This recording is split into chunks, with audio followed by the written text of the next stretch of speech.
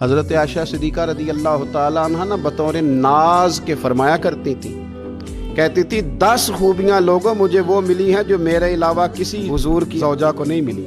اماں جی وہ کون سی؟ تو فرمانے لگی میرے علاوہ حضور نے کسی کنواری عورت سے نکاح نہیں کیا۔ پھر فرمانے لگی میرے علاوہ حضور کی کوئی بیوی ایسی نہیں، کوئی اہلیہ ایسی نہیں جس کا باپ بھی مہاجر ہو، جس کی ماں بھی مہاجر ہو۔ اور پھر فرمانے لگی لوگوں اللہ تبارک و تعالیٰ کا کرم دیکھو، رب کریم نے میری برات اور میری پاک دامنی کا اعلان عرش سے جاری فرمایا ہے۔ عرش سے حضرت عائشہ صدیقہ کے بارے میں 18 آیتیں سورہ نور کی نازل ہوئی۔ مولا علی کی شان کی، حضرت علی کی کیا بات ہے، علم کی بھی کیا بات، طاقت کی بھی کیا بات، عشق کی بھی کیا بات، ذوق کی بھی، تلوار چلانے کی بھی کیا بات ہے، میدان میں آنے کی بھی کیا بات ہے، دین پھیلانے کی بھی، بت توڑنے کی بھی، علی کے شہزادوں کی بھی کیا بات، کیا بات ہے، کیا بات ہے، شیر خدا کے شہزادوں، کیا بات ہے ان کی نسل پاک، کیا بات ہے امام حسن کی شہادت کی، کیا گرج ہے حضرت عباس کے میدان میں آنے کی، کیا رنگ ہے حسین ابن علی کے امامہ باندھنے کا، کیا سج دھج ہے حضرت علی اکبر کی، کیا خطبہ ہے یزید کے دربار میں سیدہ زینب کا، لہجے میں رس گھول رہے ہو جیسے جبریل ابھی بول رہے ہو جیسے دربار دمشق میں وہ زینب کا خطاب منبر پہ علی بول رہے ہو جیسے۔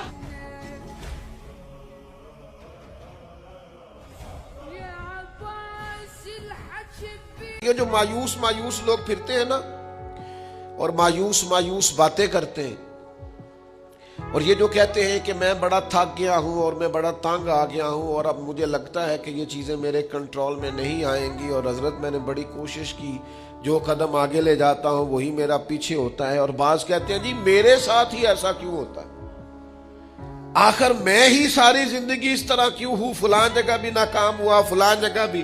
او میرے بھائی، جس طرح کا انسان گمان کرتا ہے رب بھی اسی طرح کا معاملہ فرماتا ہے۔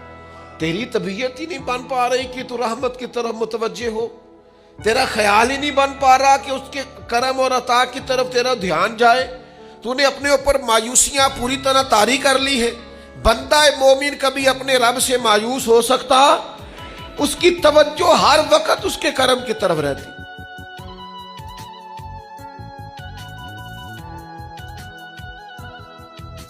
سب سے پہلا ہمارے نفس کا ہم پر حق یہ ہے کہ ہم اپنے آپ کو پہچانیں، اپنی صلاحیتوں کو پہچانیں، اپنے اوپر غور کریں۔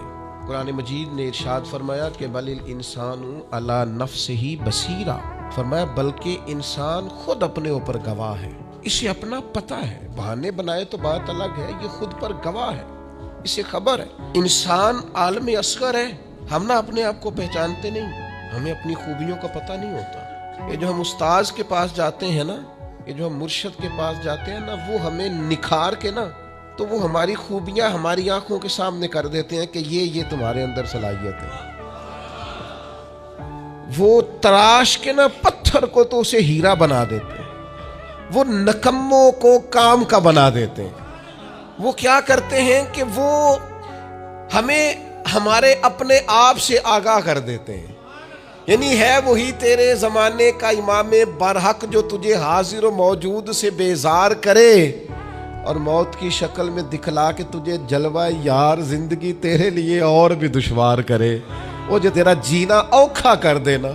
مشکل نہیں میں کہتا، اگرچہ اردو ہے لیکن مشکل اور اوکھا، یہ اوکھا ذرا زیادہ وزنی ہے۔ جو جینا اوکھا کر دے وہ درویش ہوتا ہے، جو تیرے لیے مشکل کر دے۔ بھائی اپنے آپ کو پہچانے۔